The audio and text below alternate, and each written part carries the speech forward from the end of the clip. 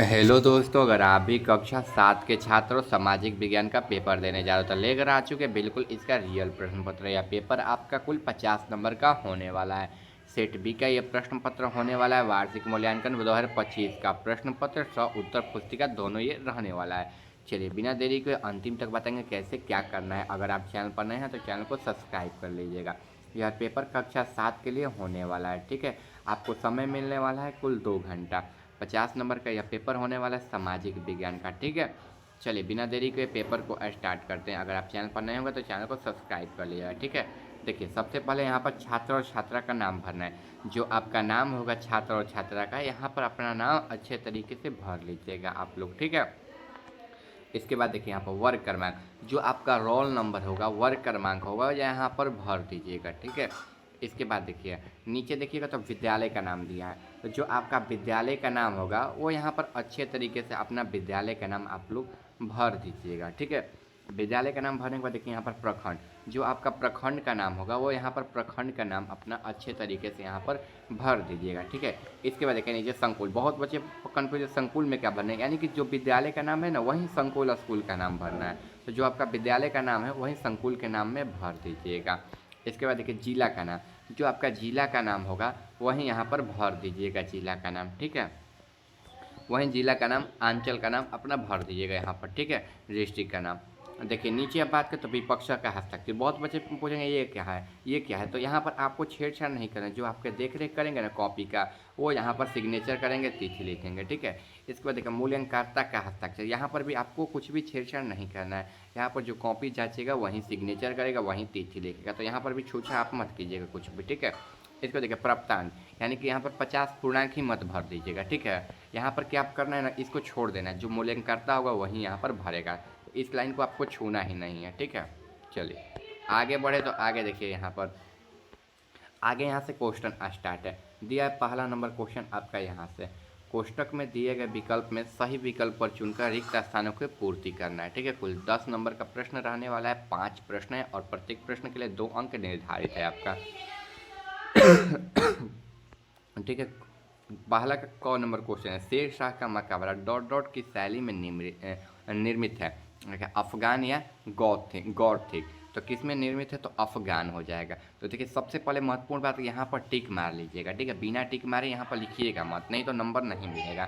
तो यहाँ पर टिक मार लीजिएगा अफगान, और फिर यहाँ पर अफगान लिख दीजिएगा। ठीक है, चलिए आगे बढ़े तो यहाँ पर देखिए पाल वंश का संस्थापक डॉट डॉट था। तो पहले यहाँ पर टिक मार लीजिएगा, कौन था, गोपाल था। गोपाल पर टिक मारकर फिर यहाँ पर गोपाल लिखिएगा। ठीक है, तो पाल वंश का संस्थापक कौन था, गोपाल था।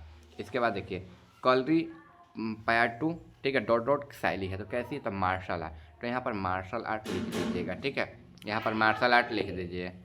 चलिए आगे यहाँ पर डॉट डॉट डेसिबल से अधिक ध्वनि प्रदूषण होते हैं। तो देखिए क्या हो जाएगा ना, 80 डेसिबल हो जाएगा। तो यहाँ पर 80 पर सही मारकर आप लोग यहाँ पर 80 डेसिबल भर दीजिएगा। ठीक है, 80 डेसिबल से अधिक ध्वनि प्रदूषित होती है, तो यहाँ पर 80 पर टिक कर लीजिएगा। इसके बाद देखिए मखाना डॉट डॉट उत्पाद है। तो मखाना कैसा उत्पाद है, तो देखिए जलीय उत्पाद है। तो देखिए यहाँ पर जलीय पर कर लीजिएगा, यहाँ पर टिक कर लीजिएगा जलीय पर, और फिर यहाँ पर जलीय लिख दीजिएगा। ठीक है, यहाँ पर जलीय लिख दीजिएगा। यहाँ से आपको 10 नंबर मिल जाएंगे। ठीक है, आपका 50 में 50 स्कोर कराएंगे हम। तो वीडियो में बिल्कुल अंतिम तक आप लोग ना बने रहिएगा। ठीक है, चलिए 2 नंबर क्वेश्चन आपका यहाँ पर दिया गया है। दिए गए कथन में सही और गलत पर चिन्हित करना है आपको। ठीक है, देखिए इसमें भी 5 प्रश्न है और प्रत्येक प्रश्न के लिए 2 अंक निर्धारित है। इसमें से भी आपको 10 नंबर मिल जाएंगे सही गलत करने पर ही। देखिए पहला नंबर का क्वेश्चन है, अकबर ने 1556 में जजिया कर बंद कर दिया। नहीं, 1564 में बंद किया था, ना कि 1556 में। तो ये क्या हो जाएगा, गलत हो जाएगा। तो इस पर गलत ही कर दीजिएगा, जैसे किए हैं वैसे ही गलत कर दीजिएगा इसको। आगे देखिए चैतन्य महाप्रभु का नाम कृष्ण भक्ति से जुड़ा है। तो हाँ, उनका नाम कृष्ण भक्ति से जुड़ा है, तो ये सही हो जाएगा। तो इसको सही पर ऐसे टिक कर दीजिएगा। इसके बाद देखिए रेन गेज से पवन की दिशा मापी जाती है। तो नहीं, रेन गेज से पवन की दिशा नहीं मापी जाती है, तो ये गलत हो जाएगा। तो यहाँ पर ये वाला को गलत पर निशान कर दीजिएगा। इसका देखिए जैसलमेर में रेगिस्तान सफारी का आयोजन किया जाता है। तो हाँ, हर साल किया जाता है, एक पर्व की तरह ये मनाया जाता है। जैसे हमारे यहाँ मकर संक्रांति मनाए तो वहाँ पर रेगिस्तान सफारी का आयोजन किया जाता है, तो ये सही हो जाएगा। चलिए आगे, बिहार मक्का का प्रमुख उत्पाद है। तो हाँ, बिहार मक्का और मखाना ये दोनों का प्रमुख उत्पाद है जूट का। ठीक है, ऑप्शन क्या हो जाएगा, ये सही हो जाएगा। तो ये लास्ट वाले को सही कर लीजिएगा। ठीक है, यानी कि पहला को गलत करना है, ठीक है, दूसरा को सही, तीसरा को गलत, चौथा को सही और पांचवा को सही। जैसे टिक किए वैसे ही आप लोग टिक कर लीजिएगा। आगे देखिए, स्तंभ अ और स्तंभ ब को मिलान करना है। स्तंभ अ हो जाएगा स्तंभ ब। देखिए, अब्दुल रहीम खान खाना। ठीक है, चलिए आगे, विद्यापति। इसके बाद काल बैसाखी। ठीक है, तेल शोधक कारखाना, परखा बांध। ठीक है, यहाँ पर मैथिली कवि बौरानी। ठीक है, बरौनी। ठीक है, गंगा नदी, नवरत्न, यहाँ पर बंगाल की खाड़ी। देखिए, अब्दुल रहीम कारखाना को नवरत्न में मिला देना है। ठीक है, ये नवरत्न थे। ठीक है, यानी कि नवरत्न किसको बोलते हैं, जैसे मंत्री होते हैं अकबर के दरबार कुल कितने रत्न थे, 9 रत्न थे, यानी कि 9 मंत्री थे। समझ गए आप बात को। ठीक है, चलिए आगे है विद्यापति। तो विद्यापति क्या थे, तो मैथिली कवि थे। वो मिथिला के कवि थे, यानी कि मैथिली कवि थे। ठीक है, चलिए यहाँ पर काल बैसाखी। काल बैसाखी क्या है, तो बंगाल की खाड़ी में जाकर मिलती है। काल बैसाखी एक नदी है छोटी सी। ठीक है, तो ये बंगाल की खाड़ी में जाकर मिलती है। तेल शोधक कारखाना तो कहाँ है, बरौनी में है। कहाँ है, बरौनी में है, तो बरौनी पर इसको मिला देना है। और परखा बांध, फरका बांध कहाँ है, तो ये क्या है, गंगा नदी पर है, तो इसको गंगा नदी में ऐसे मिला देना है। जैसे हम मिलाए हैं सेम टू सेम आपको वैसे ही मिला देना है। ठीक है, आप ऐसे मिला देंगे। देखिए, इसका वाला ये है और इसका वाला याद रखिएगा ये है। ठीक है, यहाँ पर आपको गलत ना नज़र इसीलिए थोड़ा सा, ठीक है, बता दिए। चलिए आगे बढ़े, तो आगे देखिए क्वेश्चन। आगे क्वेश्चन दिया लघु उत्तरीय प्रश्न दिए, लगभग 50 शब्दों में उत्तर लिखना है। 2 प्रश्न है और 5-5 नंबर के प्रश्न हैं आपके। ठीक है, देखिए क नंबर है, केरल को पर्यटन स्थल के रूप में क्यों पसंद किया जाता है, लिखिए। अथवा मध्यकाल में 4 तीर्थ नगरों के 4 व्यापक केंद्रों के नाम लिखना है। तो देखिए मध्यकाल के 4 तीर्थ नगरों के नाम, देखिए मंदिर नगर। ठीक है, प्रशासनिक नगर, वाणिज्य नगर। ठीक है, और पतन नगर। ये आपका राइट आंसर हो जाएगा। ठीक है, यहाँ तक। इसके बाद देखिए मध्यकाल के 4 व्यापारिक केंद्रों के नाम। ठीक है, मालाबार तल। ठीक है, कोचीन। ठीक है, कालीकट और कन्नूर। यहाँ तक आपको लिख लेना है। ठीक है, चलिए आगे क्वेश्चन की ओर बढ़ते हैं।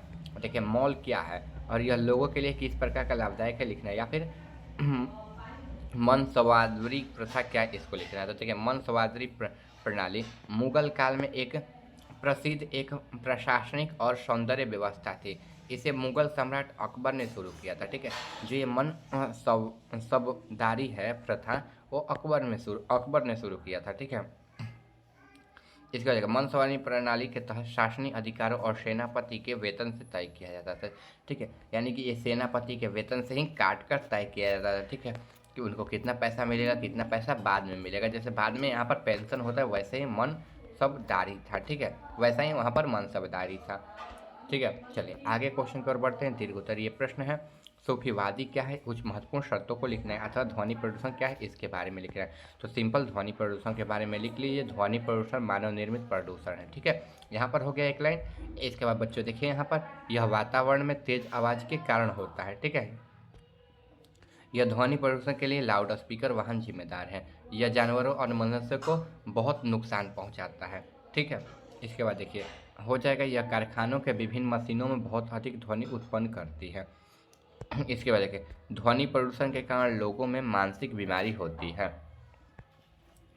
इसका ध्वनि प्रदूषण के कारण लोगों को सुनने में परेशानी होती है। इसे साउंड पॉल्यूशन के नाम से भी जाना जाता है। ठीक है, यहाँ तक लिख लिए। और आपका संस्कृत का पेपर जो होगा, ठीक है, इसमें हिंदी और हिंदी होगा, उन सभी का पेपर अपलोड कर दीजिए। जाकर आप लोग चैनल पर देख लीजिएगा। मिलते हैं अगले वीडियो में। चैनल को सब्सक्राइब नहीं किया तो याद से चैनल को सब्सक्राइब कर लीजिएगा। मिलते हैं अगले वीडियो में।